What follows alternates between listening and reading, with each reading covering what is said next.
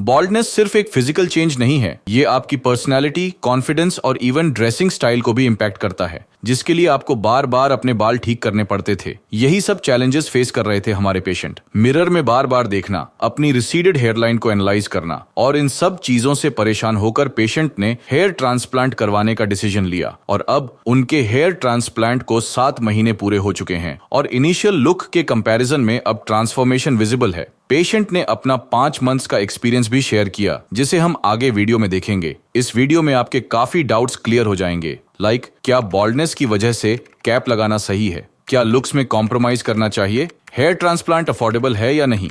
आपके इन सभी सवालों का जवाब आज आपको हमारे पेशेंट से मिलेगा, तो एंड तक बने रहिए। पहले जानते हैं पेशेंट की इनिशियल स्कैल्प कंडीशन के बारे में। पेशेंट के स्कैल्प का जब डिटेल्ड एग्जामिनेशन किया गया तो हमारे एक्सपर्ट्स ने डायग्नोज किया कि उनकी बॉल्डनेस डिफ्यूज ग्रेड 5 स्टेज पर पहुंच चुकी है। इस स्टेज में सबसे पहले उनकी हेयरलाइन रिसीड हुई और जितना हेयरलाइन पीछे गई उतना ही फ्रंटल एरिया खाली नजर आ रहा था। जहां पहले डेंस हेयर ग्रोथ होती थी वहां अब स्कैल्प क्लियरली विजिबल था। इसके बियॉन्ड हेल्थी ग्रोथ भी प्रेजेंट थी, जहां हेयर ट्रांसप्लांट की नीड नहीं थी। फ्रंटल जोन के बाद मिड स्कैल्प रीजन में भी नोटिसेबल थिनिंग डेवलप हो चुकी थी और क्राउन एरिया तो कंप्लीटली स्पार्स दिख रहा था। वहां हेयर डेंसिटी ऑलमोस्ट नेग्लिजिबल थी। लेकिन इस चैलेंजिंग बॉल्डनेस पैटर्न के बीच पॉजिटिव फैक्टर था पेशेंट का डोनर एरिया, जो हेल्थी कंडीशन में था। हेयर शाफ्ट्स की थिकनेस, डेंसिटी और क्वालिटी ट्रांसप्लांट के लिए आइडियल थी। साथ ही स्कैल्प में डैंड्रफ या एक्टिव इन्फेक्शन भी नहीं था, जो एक स्मूथ सर्जिकल प्रोसेस के लिए जरूरी होता है। स्कैल्प एनालिसिस के बाद हमारे एक्सपर्ट्स ने पेशेंट के एग्जिस्टिंग हेयर्स को ट्रिम किया, जिससे एरिया क्लियरली विजिबल हो। फिर केयरफुली कस्टमाइज्ड हेयरलाइन डिजाइन की गई। इसके बाद शुरू हुई पेशेंट की सर्जरी, जिसमें हमारे एक्सपर्ट्स ने हेयरलाइन जोन में सिंगल और थिन हेयर फॉलिकल्स को इरेगुलर पैटर्न में इम्प्लांट किया गया। फ्रंटल एरिया में मैक्सिमम डेंसिटी ऐड करने के लिए डबल और ट्रिपल हेयर फॉलिकल्स इम्प्लांट किए गए थे। मिड स्कैल्प में भी वॉल्यूम एनहांस करने के लिए सेम टाइप ऑफ फॉलिकल्स का यूनिफॉर्म डिस्ट्रीब्यूशन किया गया। क्राउन रीजन में नेचुरल स्वर्ल पैटर्न रिक्रिएट करना एक डेलिकेट स्टेप था, जिसमें डबल और ट्रिपल हेयर फॉलिकल्स को केयरफुली डिफरेंट एंगल्स में इम्प्लांट किया गया ताकि रीग्रोथ बिल्कुल नेचुरल लगे। इस केस में टोटल 4020 ग्राफ्ट्स इम्प्लांट किए गए थे, जो बॉल्डनेस के अकॉर्डिंग परफेक्ट कवरेज और डेंसिटी प्रोवाइड कर रहे थे। अगर आप भी हमारे पेशेंट की तरह कैप से छुटकारा पाना चाहते हैं तो अभी हमारे डॉक्टर्स से कंसल्ट करें या फिर अपने सवाल कमेंट सेक्शन में लिखें। 5 महीने बाद पेशेंट का ट्रांसफॉर्मेशन कैसा था? क्या उन्हीं अपना खोया हुआ कॉन्फिडेंस वापस मिला? आइए उन्हीं से जानते हैं। Hi, my name is Ganesh Gulati and it's my third PRP in 2018 and I got a surgery. Because of that, I lost so much weight and it's a very huge loss for my body. And after 2 years, I had also suffered from jaundice and then next year I had a dengue. So my baldness is just not because of genetically, it's just because मुझे बहुत ज़्यादा hair loss इसलिए होने लगा कि मैं धीरे धीरे धीरे बहुत ज़्यादा मेडिसिन से एंड बीमारियों से घिरता चला गया। सो डे बाय डे मेरे को बॉल्डनेस फील तब होने लगी जब मेरा हेयर लॉस बिल्कुल नहीं रुक रहा था। एंड मैंने बहुत रेमेडीज़ यूज़ की, जैसे लाइक मैंने मेरे काफ़ी ही मतलब क्लोज डॉक्टर हैं, मैंने उनसे ट्रीटमेंट लिया 1 साल तक। सब कुछ करने के बाद मेरे को ये चीज़ अब जाके पता लगी कि जो मेरे को मेजर हेयर लॉस हो रहा था, so the minoxidil was the solution, जो मैं बहुत ज़्यादा यूज़ कर रहा था और मेरे को नहीं पता था कि अल्कोहलिक मिनॉक्सिडिल सोल्यूशन मेरे हेयर के लिए ठीक नहीं है। मैं काफ़ी टाइम तक उसको 1 साल तक यूज़ करता रहा, वो भी एक बहुत बड़ा रीज़न था मेरे बॉल्डनेस का। काफ़ी बाल गिरते रहे। मैंने बहुत रेमेडीज़ यूज़ की, ऑनियन ऑयल लगाना या ऐसा घर में ही हल्दी का दूध पीना या दही के अंदर हल्दी मिलाना, मैंने बहुत सारी चीज़ें करी। बट वही है कि ये सारी चीज़ें आयुर्वेदिक थी और ये समय लेती हैं और हमारी जो डेली लाइफस्टाइल होती है वो इतना टाइम नहीं दे पाते। बिकॉज मैं जॉब पर्सन, मेरे को सुबह उठना पड़ता है, अपनी शिफ्ट्स के लिए जाना पड़ता है। सैटरडे संडे ही 2 दिन होते हैं जिसमें हम ये सब कर रहे होते हैं और हमें रेस्ट भी करना होता है, तो ये सब पॉसिबल नहीं था। एट दी एंड मेरे पास यही एक ऑप्शन था कि मैं कुछ ऐसा करूं जो डॉक्टर से रिकमेंडेड हो। तो मैंने फर्स्ट वीडियो हेयर ट्रांसप्लांट की ऐसे शॉर्ट्स में देखी थी यूट्यूब में। वहाँ से मैंने इस चीज़ को सर्च किया कि ये कैसा मतलब एथिकल है, बॉडी के लिए ठीक है कि नहीं, और ये क्या प्रोसीजर है। तो ये सब देखने के बाद मैंने सबसे ज़्यादा व्यूज़ QHT के देखे और मैंने 2 वीडियो सबसे ज़्यादा हाईलाइट्स देखी, जिसमें आपने बहुत बड़े CID इंस्पेक्टर को आप जानते हैं, दया, या फिर राजपाल यादव, बहुत अच्छे एक्टर्स हैं। इन दोनों की वीडियोस को देखने के बाद मैंने धीरे धीरे स्क्रॉल डाउन करता हुआ इनके पेज पे आया, मैंने सारी वीडियोस एक एक करके फॉलो करी कि कैसे इनका प्रोसीजर स्टार्ट होता है, कैसे खत्म होता है। फिर एट द एंड मैंने अक्टूबर 2 और 3 के आई गेस मैंने इनको कांटेक्ट किया। मैंने पूरा प्रोसीजर जाना कि कैसे ये स्टार्ट है, क्या इसकी फीस है, कब ये खत्म होगा, इनका कितना इसमें पार्ट होता है, कितनी ये गारंटी लेते हैं। मैंने सब कुछ जाना। एज अ मिडिल क्लास हर एक इंसान का जानने का ये पूरा होता है, हक होता है। तो मैंने एक स्टार्टिंग से लेके एंड तक पूरे प्रोसीजर को समझा 1 महीना।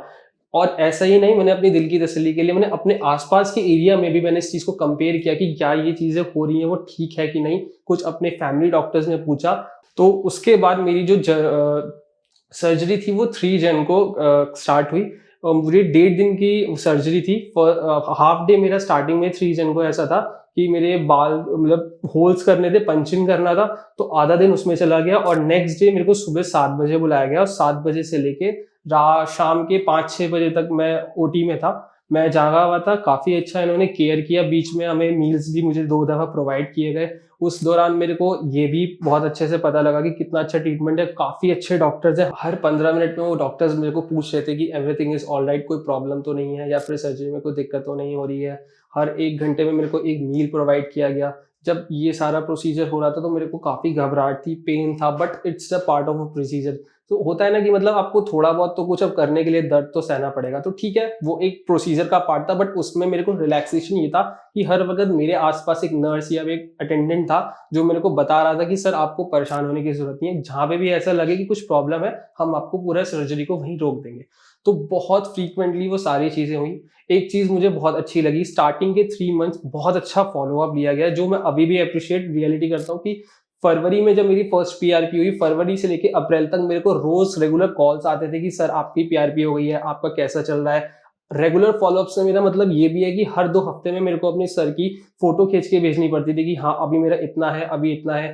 फर्स्ट जब मेरा पीआरपी हो गई थी फरवरी में, तो उसमें भी पूरा एक मेडिकल प्रोसीजर होता है जिसमें वो मेडिसिन प्रोवाइड करते हैं, बताते हैं कब आपको किस टाइम तक मेडिसिन लेनी है, कब आपको लगाना है, कुछ चेंजेस तो नहीं आ रहे, कोई डैंड्रफ तो नहीं है। यहाँ पे मैंने स्टार्टिंग में एक चीज पॉइंट आउट की थी कि मिनॉक्सिडिल एक सोल्यूशन है जो मेरे को एल्कोहलिक स्टार्टिंग में भी बहुत ज्यादा प्रॉब्लम कर रहा था। मैंने फरवरी स्टार्टिंग में फर्स्ट पीआरपी में मैंने इस चीज को फिर से उठाया और बोला कि सर मैंने इस बार सर्जरी के लिए पेमेंट किया और मेरे को फिर वही इश्यूज आ रहे हैं। तो अच्छे से मेरी बात को सुना। मेरी एक वीडियो सेशन हुआ एक डॉक्टर के साथ, उन्होंने मेरी पूरी मेडिकल हिस्ट्री जानने के बाद प्लस ये जानने के बाद कि मेरे को क्या प्रिस्क्राइब किया गया है, उन्होंने पर्टिकुलरली इस चीज को पकड़ा और बोला कि आपको मिनॉक्सिडिल सॉल्यूशन अल्कोहलिक फ्री लगाना चाहिए। और वो दिन से लेके अब तक एक भी बार मेरे को डैंड्रफ नहीं है, कोई इचीनेस नहीं है। और वो मिनॉक्सिडिल सॉल्यूशन जो मैं अल्कोहलिक पिला रहा हूँ वो बहुत बेस्ट है। तो इन केस अगर आपको भी ऐसा लगता है कि आपको बहुत डैंड्रफ हो रही है तो आप डॉक्टर को भी ये चीज पूछ सकते हैं कि क्या मेरी बॉडी और मेरे हेड के लिए अल्कोहलिक सही है कि नहीं।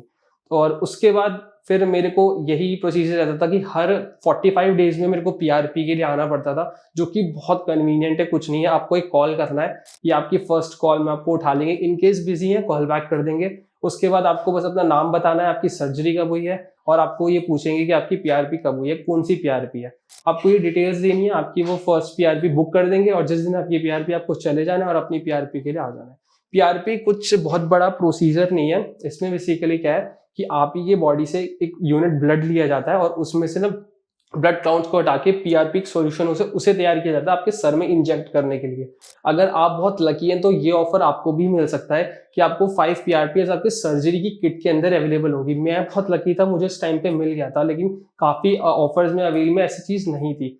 ये मेरी 3rd पीआरपी है और अभी मेरी 2 पीआरपी रह रही हैं और अभी टचवुड मेरा प्रोसीजर अब तक ठीक चल रहा है। लेकिन कुछ चीजों का आपको बहुत अच्छे से ध्यान करना होगा। जैसे मैं अल्कोहल और सिगरेट नहीं लेता, बट इस चीज का बिल्कुल ध्यान रखना कि आप बिल्कुल मत लेना, रिकमेंडेड नहीं होगा। डॉक्टर आपको बोलेंगे कि हाँ थोड़ा बहुत ले लो, बट अगर आपने इतना पैसा खर्च किया बट तो आपको नहीं लेना चाहिए, ये सब बेस्ट है। और डाइट पे थोड़ा ध्यान दीजिए, क्योंकि अब आप इतना पैसा लगाएंगे तो डाइट पे तो ध्यान देना पड़ेगा। इससे बेस्ट है फिर जिम विम ज्वाइन कीजिए, बट कुछ भी कीजिए डाइट कंट्रोल रखिए, क्योंकि आप भी जानते हैं कि आप एक वर्किंग पर्सन है और वर्किंग पर्सन के लिए इतना पैसा खर्च करके सब करने के बाद भी कुछ फायदा नहीं होगा। So there was a question raised by someone that कि जब मेरा हेयर फॉल स्टार्ट हो रहा था तो मैंने क्या चेंजेस फेस किए। सो बहुत कॉमन चीज हम फेस करते हैं, हम ना अच्छे से कपड़े ड्रेसअप नहीं कर पाते। क्यों? क्योंकि हम कैप पहनना शुरू कर देते हैं।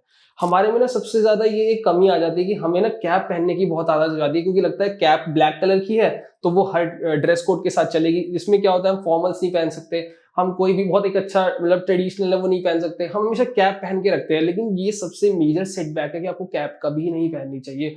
कैप पहनने से क्या होता है, हेयर्स को ऑक्सीजन नहीं मिलती, बहुत ज्यादा स्वेट आपके सर में सर के अंदर कलेक्ट हो जाता है, बहुत जल्दी आपके बाल खराब होने लगते हैं और जो रहे से बाल होते हैं वो भी डैमेज हो जाते हैं। तो मैंने भी ये गलती करी है, नो डाउट। मैं बहुत ज्यादा कैप पहनने लगा था, बट मेरे फादर मुझे इस चीज के लिए बहुत रिस्ट्रिक्ट करते हैं, क्योंकि वो एक फार्मासिस्ट है, वो एक डॉक्टर की फैमिली से बिलोंग करते हैं, तो उनको ये चीज पता थी। मैं बहुत ज्यादा डांट खाता था इस चीज के लिए कि कैप नहीं पहननी है, बट एवर दी केस, अच्छे नहीं दिख रहे हो नो डाउट, बट कैप नहीं पहननी है। तो मैं कहीं ना कहीं उस चीज को छुपा के पहन लेता था। बट मैं अपने एक्सपीरियंस से कहूंगा कि आपको कैप बिल्कुल नहीं पहननी है। ठीक है, बाल कम है, अपने ड्रेसिंग सेंस को थोड़ा चेंज करो, कॉन्फिडेंस कम रहता है तो कम थोड़ा लोगों से इंटरेक्ट करो या फिर शांत रहो, लेकिन कैप पहनना इज नॉट अ सॉल्यूशन। अगर आप कैप पहनोगे तो आपकी और बाल जो है वो डैमेज हो जाएंगे। लेकिन जब मैंने ये QHT में आया, मैंने अपना ट्रांसप्लांट वगैरह कराया, तो इसमें मेरे को काफी चेंजेस मिले। फर्स्ट एक क्वेश्चन और किसी ने पूछा था मेरे से कि कैसे मतलब आपको रीग्रोथ कितनी जल्दी हो जाती है, आपका जो बैक का जो एरिया होता है जहां से बालों को प्लग किया जाता है। सो मैं ये नहीं कहूंगा कि 1 महीने में ही जादू हो जाता है, इट टेक्स टाइम, बहुत स्लो प्रोसीजर है। क्योंकि होता क्या है, बहुत सिंपल सा इसका एक आंसर है कि आपके जो बैक में जो सर में जो होल्स होते हैं, वो एक होल के अंदर 4 बाल होते हैं। डॉक्टर क्या करता है, उन 4 में से सिर्फ एक बाल निकाल लेता है। तो जब वो एक बाल निकालता है तो कभी पता नहीं लगता, क्योंकि जब आपके हेयर ग्रोथ हो जाएंगे और नॉर्मल हेयर आ जाएंगे ना, तो उसमें कभी पता भी नहीं लगेगा कि आपकी पीछे से सर्जरी हुई है और एक बाल लिया गया है। तो मैं एग्जैक्ट डेट नहीं, टाइम नहीं बोल सकता, बट हाँ 1.5 महीना लगता है आपके बालों से जब जितनी नॉर्मल ग्रोथ हो जाती है, क्योंकि वो आपको अच्छे से बॉल्ड करते हैं पीछे से भी अपने प्लग निकालने के लिए। तो आपको भी पता होगा जब हम गंजे होते हैं तो 1-1.5 महीना हमारे नॉर्मल बालों को आने के लिए भी लगता है। तो 1.5 महीने के बाद जब आपके बैक के बाल आने लगेंगे तो आपको 1-2 चीजें बड़ी फेस करनी पड़ेगी। फर्स्ट, आपकी जो डेड स्किन होगी वो बहुत ज्यादा निकलेगी। आप अगर रब करोगे या हल्का सा भी हाथ लगाओगे तो आपको लगेगा कि यार कुछ हो रहा है, तो वो डेड स्किन है, जो डॉक्टर्स ने वहां से हेयर निकाले हैं वो बहुत ज्यादा गिरती है। तो जब वो गिरेगी, आपके बाल वापस आ रहे होंगे, तो एक रीग्रोथ हो रहा होगा आपकी हेयर्स का, प्लस आपकी स्किन का, नई स्किन का जो वहां पे आती है। तो उसके लिए बिल्कुल भी परेशान होने की जरूरत नहीं है। 1.5 महीने का प्रोसीजर है। जब आप अपनी फर्स्ट PRP करा लोगे फरवरी में, मान लीजिए आपने किसी भी, वैसे मैंने जनवरी में कराया था, मेरी फर्स्ट PRP फरवरी में हुई थी, तो फरवरी एंड तक यानी 25 या 28 फेब तक आपको लगेगा कि हाँ मेरे पीछे बाल आ रहे हैं, और आपको पता लगेगा कि हाँ पहले से काफी बाल आ चुके हैं, और एक नॉर्मल सा लगेगा भी नहीं कि आपको कि आपने पीछे से बाल निकाले हैं कुछ है। फ्रंटल की बात नहीं कर रहा हूँ, जहां पे आपने ट्रांसप्लांट करवाया उसमें टाइम लगता है, मेरे को भी लगेगा, अभी भी स्टिल मैं प्रोसीजर में हूँ। लेकिन जो बैक का एरिया होता है जहां से बाल निकाले जाते हैं वो कवर अप हो जाता है। प्लस ट्रांसप्लांट कराने का मेरा मेजर रीजन सिंस यही था कि मैं एक कॉर्पोरेट मजदूर हूँ। सी कॉर्पोरेट में हमें, आपको पता है कि हमारे लिए सबसे मेजर क्या होता है, आप जब किसी क्लाइंट के सामने या किसी भी मैनेजर के सामने जाते हो तो आपका फॉर्मल लुक, आपका ड्रेसिंग सेंस, वो सबसे पहले चेक किया जाता है कि कैसा पर्सन दिखता है। आप चाहे कितना ही अच्छा काम क्यों ना करते हो, क्योंकि एक सरकारी नौकरी नहीं है कि आपको कुछ भी पहन लिया और आप बैठ के चले गए।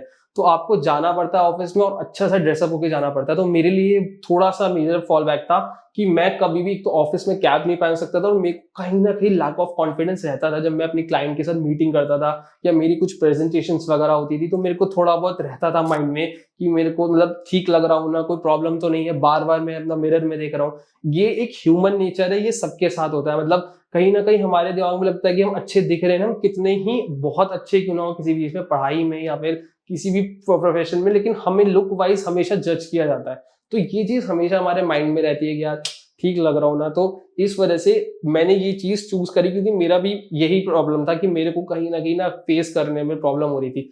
और यार 25 साल हो गए थे, आगे शादी भी करनी है, तो ये चीज भी थी। अब वो है ना, बहुत लोगों के पास पैसा होता है वो कर लेते हैं शादी, कौन को कि अपने लुक वाइज, मेरे पास इतना नहीं था, तो मेरे को थोड़ा अपना लुक को भी मेंटेन करना था। तो ये भी मेरा एक मेजर रीजन था कि मेरे को ट्रांसप्लांट करवाना था, और मेरे लिए बहुत अच्छा, मेरा अब तक का बेस्ट डिसीजन रहा कि मैंने करवाया। जब मैंने इस चीज़ के लिए रिसर्च किया, मतलब मुझे को लगा कि हाँ मेरे को सर्जरी करानी चाहिए, तो ये एक बहुत मेजर डिसीजन था। मैंने अपने फादर से और मदर से इस चीज़ को डिस्कस किया, तो वो बहुत ज़्यादा पैनिक थे कि ये कोई ठीक चीज़ है कि नहीं, मतलब ट्रांसप्लांट सेफ है कि नहीं। मेरे फादर इस चीज मेडिकल बैकग्राउंड से बिलोंग करते, बट ऐसा उनको इन चीज़ों की नॉलेज नहीं थी। तो एट द एंड मेरे को ही देखना था, क्योंकि होता है ना घर का बड़ा लड़का है, उसी को सारा मैनेज करना है। तो और एट द एंड मेरे को ही अपने सर्जरी के लिए सारे कैश वगैरह सब कुछ अरेंज करना था, इस तरीके से कि मेरे फादर पे भी ज्यादा बर्डन ना आए। तो मेरे को 1 महीना लगा और मेरी रिसर्च कुछ इस तरीके से स्टार्ट हुई कि मैंने पहला जो क्लिनिक देखा था, वो मैंने एड देखा था, वो मैंने गुड़गांव में एक क्लिनिक है, I don't know the name, ऐसा नहीं है कि मैं रिवील नहीं करना चाहता, जस्ट मेरे को नाम ही नहीं पता। मैंने उनका एक एड देखा था और वहां पे भी मैंने एक सेलिब्रिटी का ही एक वो शॉर्ट्स में वीडियोस में यूट्यूब में वीडियो देखी थी शॉर्ट्स के अंदर। तो वो बता रहे थे कि क्या प्रोसीजर होता है, कैसा होता है। तो मैं उस चीज को फिर यूट्यूब पे देखने लगा कि क्या ये सही है कि नहीं। तो मेरे को एक टर्की करके कंट्री है, उसके बारे में पता लगा यूट्यूब पे कि वो बहुत फेमस है इस चीज के लिए, ट्रांसप्लांट के लिए। लोग ज्यादातर ट्रांसप्लांट वहां से कराते हैं। तो फिर मैंने ट्रांसप्लांट के बारे में गूगल से बहुत अच्छे से पढ़ा कि मतलब क्या प्रोसीजर है, कि ये रियल है कि नहीं, मतलब हमारे असली बाल होते हैं। बिल्कुल मेरे को भी स्टार्टिंग में लगता था कि वो एक मतलब नकली बाल लगाते हैं, वो असली नहीं होते। और फिर मेरे को ऑनगोइंग प्रोसेस में ये भी नहीं पता था, मेरे को लगता था कि जहां से बाल लगाए हैं निकाले हैं वहां से वापस आ जाएंगे। बट आगे जाके जब मैंने QHT को यहाँ पे विजिट किया तो डॉक्टर ने मुझे एक्सप्लेन किया जो बाल हमने निकाल लिया वो वापस नहीं आएगा, वहां पे रीग्रोथ नहीं होगी, बट वो एरिया कवर हो जाएगा। तो ये चीज भी मुझे नहीं पता थी। तो अपनी इस रिसर्च में मेरा फर्स्ट एक्सपीरियंस वो गूगल पे सर्च करना टर्की के बारे में कि वो बहुत फेमस है सिर्फ पर्टिकुलर इस कंट्री के लिए, कि वहाँ ट्रांसप्लांट बहुत ज़्यादा होते हैं वो। फिर मैंने दिल्ली और गुड़गांव में कुछ क्लिनिक्स देखे। फिर उन दोनों को कंपेयर करने में QHT में मेरे को 2-3 चीज़ें ऐसी लगी जो मुझे उनसे बेटर लगी। वो ये थी कि फर्स्ट मेरे को ये थोड़ा कॉस्ट इफेक्टिव लग रहा था एज कम्पेयर टू उनके वो, और जो फैसिलिटीज थी। मैंने बोला ना, तो अब मैं मिडिल क्लास हूँ, मैं हमेशा वही सोचूंगा जो मेरे लिए बेस्ट होगा और मेरे को कम पैसों में ज्यादा चीजें मिलेंगी। तो QHT में मेरे को 5 PRPs थी, फॉलोअप्स थे। मैंने उनसे बात करी, मैंने उनका पूरा प्रोसीजर जाना कि वो कैसे करते हैं, फिर मैंने उनको QHT से कंपेयर करा। तो मेरे को 1-2 चीजें जो बेस्ट लगी, फर्स्ट PRP, सेकंड हर रोज फॉलोअप। व्हाट्सएप पे आपको अपनी वीडियोस डालनी है, फोटोज डालनी है, और हर 1-2 हफ्ते में आपको कॉल करेंगे, एक रिमाइंडर के लिए मैसेज जाएगा कि आपका PRP आ गया। तो ये उनका पूरा सपोर्ट सिस्टम उनका पूरा तैयार था। उनका एक BPO जिसे कहते हैं कि हर वक्त कॉल करना, हर चीज के लिए अपडेट करना, ये चीज उनकी पूरी रेडी थी पहले से। तो ये मेरे को बहुत अच्छा लगा। फिर मैंने बताया था स्टार्टिंग में आपको कि मैंने कुछ सेलिब्रिटीज की वीडियो देखी, जैसे राजपाल यादव और दया। तो मुझे पता लगा कि वो भी यहाँ पर ऑलरेडी आ चुके हैं, कि मेरे लिए थोड़ा नियर पड़ता है, मतलब आसपास मेरे कुछ रिलेटिव्स भी रहते हैं कि अगर मैं यहाँ आ रहा हूँ तो मैं उनके पास विजिट कर सकता हूँ। तो ये सारे फैक्टर्स को मैंने ध्यान में रखते हुए मैंने इस चीज़ को फोकस किया कि मेरे को QHT चूज करना चाहिए। One of more questions I got from someone कि क्या मतलब आपको क्या डिफरेंट लगता है उनकी टेक्नोलॉजी और टेक्निक्स में एज कम्पेयर टू आपने QHT यूज़ किया। तो ये बड़ा, मैं इस चीज़ को बहुत not briefly but I will give a good answer about this so that you can decide what clinic you should use. तो इसमें मैं आपको सबसे बहुत मेजर चीज़ बताना चाहूँगा, आप QHT यूज़ करें या whatever clinic you use, after surgery there is a bandage जो आपके फोरहेड पे लगाई जाती है। ऑलवेज रिमेंबर कि उस बैंडेज को नहीं हटाना चाहिए until and unless you get a call from a doctor और from a support। जब तक आपको कॉल करके बोला ना जाए कि उसको बैंडेज को रिमूव करना है, उसको नहीं रिमूव करना चाहिए। द रीज़न इज जब वो बैंडेज लगाई जाती है it's because there was a swelling on your forehead, क्योंकि अब आपके इम्प्लांट्स हुए हैं। तो जब इम्प्लांट्स होते हैं आपको भी पता है कि आपको कोई चीज़ चुभती है तो वहाँ पर हल्का सा स्वेलिंग आती है, और आपको बहुत सारे वो डिपेंड करता है कि आपको 3000 ग्राफ्ट्स लगे हैं या 3500 ग्राफ्ट्स लगे, तो उसमें एक स्वेलिंग आती है सर में हल्का सा, वो नॉर्मल चीज़ है, it's not a big reason, मतलब बहुत बड़ी चीज़ नहीं है वो। तो उसके लिए आपको एक फोरहेड पे हमेशा एक बैंडेज लगाई जाती है, वो आपको कभी रिमूव नहीं चाहिए until and unless आपका डॉक्टर आपको रिकमेंड करे या फिर आपको टाइम के बाद। और उसमें मैंने इस चीज़ में मैं ये चीज़ ऐड करूँगा कि मैंने मतलब वो गलती करी, मैंने वो बैंडेज रिमूव कर दी थी तो हल्की सी स्वेलिंग नीचे आ गई थी, बट फिर मैंने डॉक्टर को कंसर्न करा और जल्द से जल्द उन्होंने मेरे को बोला कि वो बैंडेज लगाओ और ये मेडिसिन हम आपको दे रहे हैं, आपको ये मेडिसिन टाइम टू टाइम खाने से ताकि वो स्वेलिंग फैल ना जाए। एज़ कम्पेयर टू अब आप ये चीज़ देखें कि आपको कितनी एलर्जी होती है, कुछ ऐसा कुछ नहीं होता, मतलब ये नॉर्मल सी चीज़ है, ये कोई मेजर सर्जरी वगैरह कुछ नहीं है, नॉर्मल आपकी जिसे कहते हैं आर्टिफिशियल सर्जरी में आता है। तो इसमें आपको कोई एलर्जीज नहीं हो सकती, और उसके लिए भी डॉक्टर आपको सर्जरी से पहले 15 और 10 टेस्ट देते हैं, वो टेस्ट आपको कराने होते हैं जो मैंडेटरी होते हैं। इन दो टेस्ट में आपको पता लगता है कि आपको किसी चीज़ से एलर्जी तो नहीं है, कोई प्रॉब्लम तो नहीं है, आपका शुगर, आपकी बीपी सब कुछ नॉर्मल है ना। ये सर्जरी से पहले आपको करवाया जाता है टेस्ट, और ये डिपेंड करता है कि वो टेस्ट आपको करने हैं या आप डॉक्टर के पास क्लिनिक पे जाके करवाओगे। ये मैं आपको इन जनरल बोल रहा हूँ, ये कंपैरिजन में नहीं कर रहा। अब मैं आपको ये चीज़ बताऊंगा कि मैंने QST क्यों चुना, क्योंकि यही चीज़ मैंने जब किसी दूसरी क्लिनिक से पूछी थी तो उन्होंने मेरे को ये बोला कि नहीं, आपको हमारे पास आना पड़ेगा, पहले वो टेस्ट कराने पड़ेंगे, फिर हमें पता लगेगा कि आपकी सर्जरी कब होगी, जो मेरे लिए थोड़ा सा हेक्टिक था। अभी QST ने मुझे ऑप्शन दिया कि नहीं, आप अपना घर पे ही टेस्ट करा लीजिए किसी भी बढ़िया सी लैब से, और आप हमें रिपोर्ट सेंड कर दीजिए, उन रिपोर्ट के बिहाफ पे हम आपको बता देंगे कि आप एलिजिबल हो कि नहीं। बट दूसरे क्लिनिक्स मेरे को ये चीज़ नहीं दे रहे थे। एंड रही बात टेक्नोलॉजी की, तो QHT जो बेसिकली जो नाम है, ये एक टेक्नोलॉजी ही है जो QST यूज़ करता है, और जो बाकी क्लिनिक्स है वो FLU टेक्निक यूज़ करते हैं, FUE टेक्निक यूज़ करते हैं। बहुत कॉमन कंपैरिजन है, आपको कहीं पे भी मिल जाएगा, इतना कुछ बड़ा डिफरेंस नहीं है। मैं आपको बहुत शॉर्ट में समझाता हूँ। FUE क्या होता है बेसिकली, डॉक्टर क्या करता है, पहले आपके इम्प्लांट्स आपके यहाँ से निकालता है बैक में से, उनको रखता है, उनको स्टोर करता है, और फिर कुछ टाइम बाद उसके आपको जहाँ पे आपके इम्प्लांटेड एरिया है वहाँ पर उसको लगाता है। QHT क्या करता है, जब वो आपकी ग्राफ्ट पीछे से निकालता है तो हाथों हाथ वो आपके उस इम्प्लांटेड एरिया में जहाँ पे आपको ट्रांसप्लांट कराना है उस ग्राफ्ट को वहाँ लगाता है। So it will be like कि QHT क्लिनिक में 5 to 8 डॉक्टर्स की टीम होती है जो आपके OT में होती है, जिसमें से 2 टीम्स डिवाइडेड होती हैं। 3 जने क्या करते हैं, आपके सर के पीछे से ग्राफ्ट्स निकालेंगे। अब ग्राफ्ट से मेरा मतलब आपके हेयर्स, छोटे छोटे हेयर्स जो आपके पीछे वाली साइड होंगे, और हाथों हाथ उनको निकाल के दूसरे डॉक्टर्स को पास ऑन करेंगे। और मैं उस वक्त जब मेरा ये प्रोसीजर हो रहा था तो आई वाज लाइक, मैं देख सकता था मेरे सर वाले एरिया में ही मेरे को एनेस्थीसिया दिया गया था, जिससे मेरे को दर्द नहीं हो रहा था, बट आई कैन फील कि हाँ, वो ग्राफ्ट पीछे से निकाल रहे हैं, और हाथों हाथ दूसरी टीम की जो डॉक्टर्स है वो QHT टेक्निक यूज कर रही है, जो हाथों हाथ ही मेरे सर में वो इम्प्लांट कर रही थी। बट बाकी क्लिनिक्स जो है, ऐसा नहीं है कि वो खराब है, बट वो FUE में यूज करते। इसमें डिफरेंस क्या आ जाता है कि जब आपके सर में से कोई ऑर्गन या कुछ चीज निकाला जाता है ना, तो उसकी लाइफ एक्सपेक्टेंसी होती है वो बहुत शॉर्ट होती चली जाती है। अब आप कुछ भी एग्जांपल ले सकते हैं, किडनी, हार्ट, कुछ भी हो, जब आपकी बॉडी में से निकाला जाता है उसका एक टाइम पीरियड होता है, एक टेम्परेचर होता है। और हेयर एक बहुत ज्यादा माइन्यूट चीज है जो आपके सर में से निकाली जाती है, तो उसको हाथों हाथ लगाना चाहिए, क्योंकि जितना वो बाहर बॉडी के रहेगा उसकी लाइफ और उसका जो मतलब एक वो जिसे मैं ये कह सकता हूँ कि उसकी जो लाइफ लॉन्ग है, जो आपके सर में लगने की वो चीज़ है, मतलब जिस चीज़ के लिए आप करा रहे हो, फायदा नहीं देगा। मतलब आप बाल एक बार पीछे आपने ग्राफ्ट निकाल लिया, आपने उसको स्टोर करके रख दिया कि हम उसको बाद में लगाएंगे, और बाद में वो डैमेज हो गया या फिर वो अपनी फुल एक्सपेक्टेंसी पे नहीं पहुंच पाया और फिर भी वो इम्प्लांट हुआ, तो वही चीज़ है ना, आपने बहुत ज़्यादा पे भी किया और फिर भी आपको फुल रिजल्ट नहीं मिला।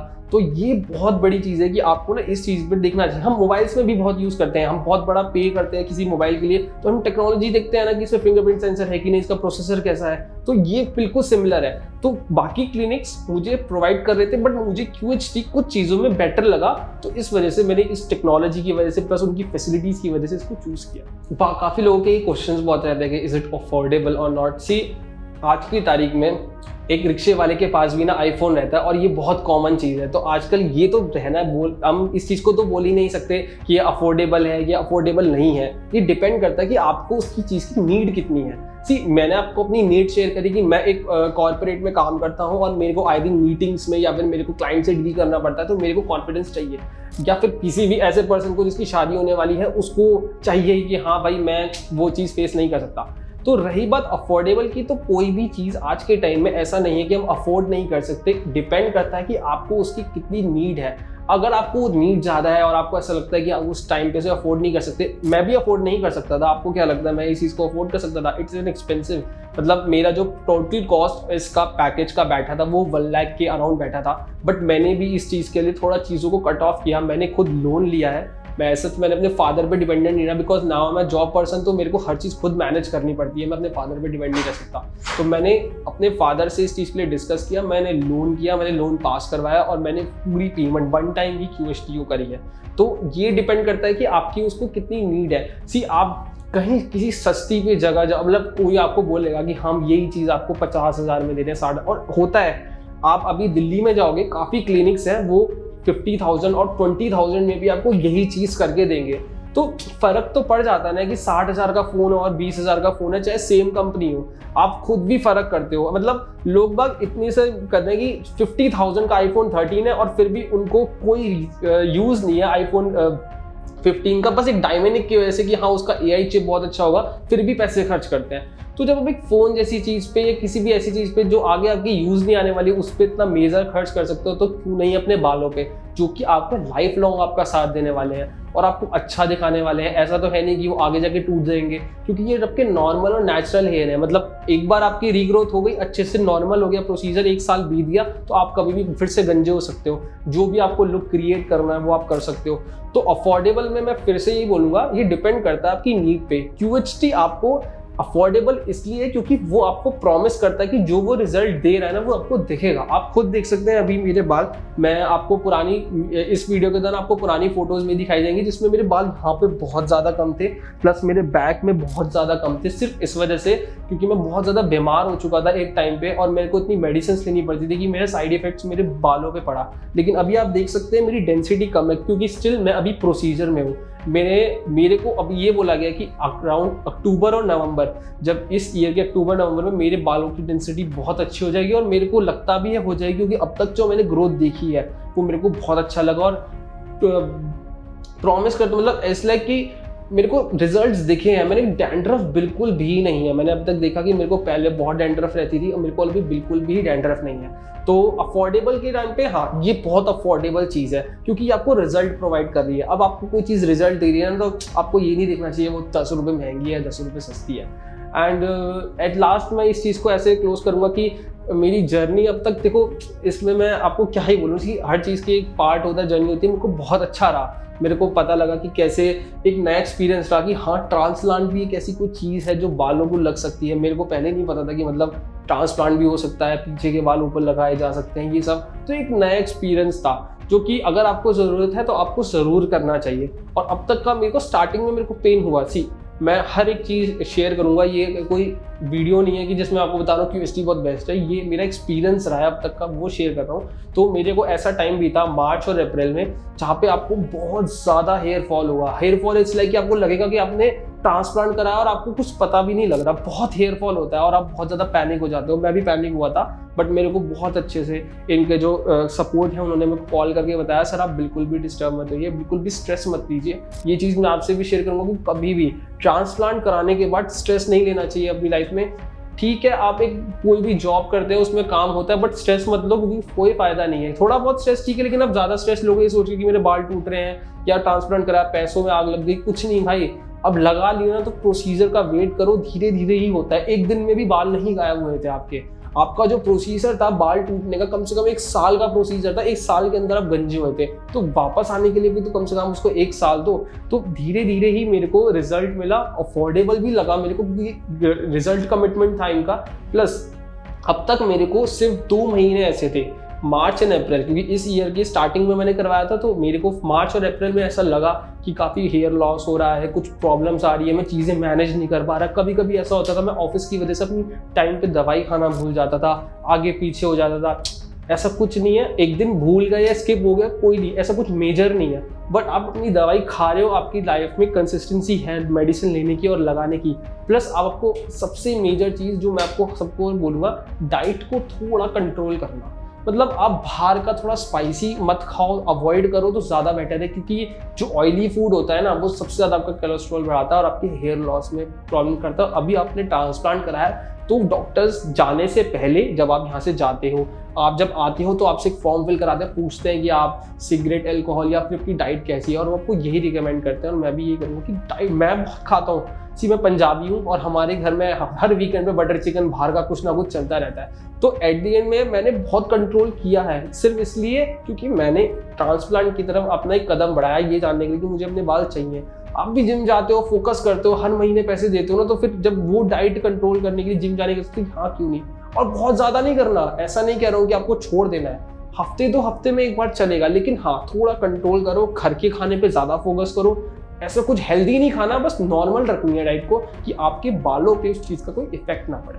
तो अब तक मेरा तो यही रहा कि मैंने काफ़ी बाहर का कम खाना शुरू कर दिया, जबकि मैं बाहर रहता हूँ। मैंने बहुत कम खाना शुरू कर दिया, घर में ही मैंने मेड लगा रखी है, मैंने फ्लैट पे, और वही मेरे को घर का खाना बना के देती है। नहीं तो मेरा आए दिन ब्लिंकिट, ज़ोमैटो यही चलता था, बट मैंने उस चीज़ को काफ़ी रोका और मेरे को उससे काफ़ी प्रॉमिसिंग रिजल्ट्स मिले हैं। होप आपको मेरी ये वीडियो काफ़ी हेल्पफुल लगी होगी और आपको इस जर्नी को स्टार्ट करने के लिए आपको मदद करेगी। मैं बहुत ही जल्दी आपको एक नेक्स्ट वीडियो के साथ मिलूंगा जिसमें आपको मैं बताऊंगा कि मेरे अब तक का ग्रोथ क्या रहा, मैंने अब से लेकर नेक्स्ट PRP तक। अब मेरी नेक्स्ट PRP अराउंड जुलाई के एंड में होगी, तो जुलाई एंड में आपको मिलते हैं और मैं आपको बताता हूँ कि मेरा क्या।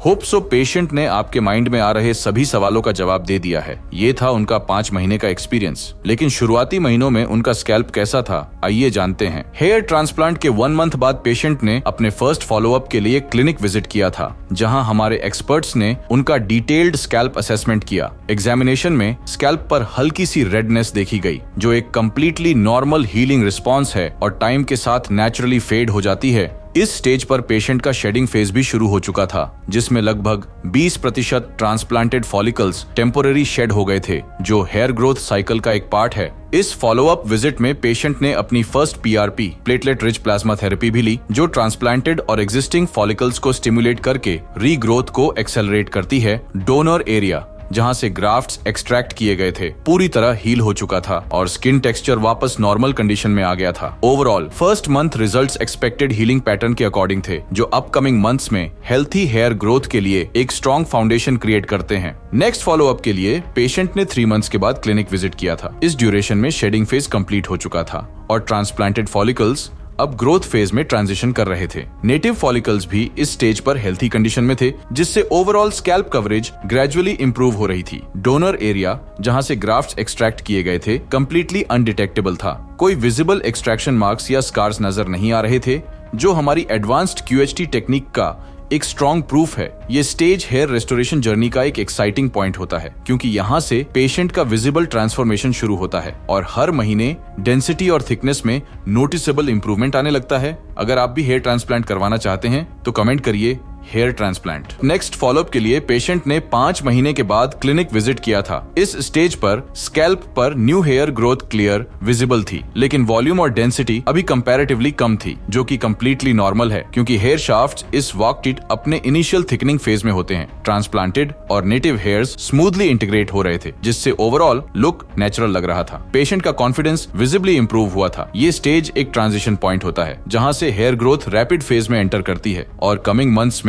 डेंसिटी, टेक्सचर और ओवरऑल कवरेज में ड्रामेटिक इंप्रूवमेंट आता है। अगले फॉलोअप के लिए पेशेंट ने 7 महीने के बाद क्लिनिक विजिट किया था। इस विजिट पर उनके स्कैल्प पर म्यूर और voluminous hair growth clearly visible थी, जो ओवरऑल पर्सनैलिटी को एक फ्रेश और यूथफुल अपील दे रही थी। हेयरलाइन वेल डिफाइंड नजर आ रही थी और ब्यूटीफुली पेशेंट के फेशियल फीचर्स को फ्रेम कर रही थी, जिससे उनका अपीयरेंस नेचुरल और बैलेंस्ड लग रहा था। फ्रंटल एरिया में डेंस कवरेज अचीव हो चुकी थी, जहां पहले नोटिसेबल बॉल्ड पैचेस थे, क्योंकि ट्रांसप्लांटेड और नेटिव हेयर्स परफेक्टली इंटीग्रेट हो चुके थे। रंग, टेक्सचर और दिशा में कोई स्पष्ट अंतर नहीं था और इनिशियल अपीयरेंस के कंपैरिजन में अब पेशेंट कॉन्फिडेंट और यूथफुल नजर आ रहे थे। यह अभी सिर्फ 7 महीने की प्रोग्रेस थी।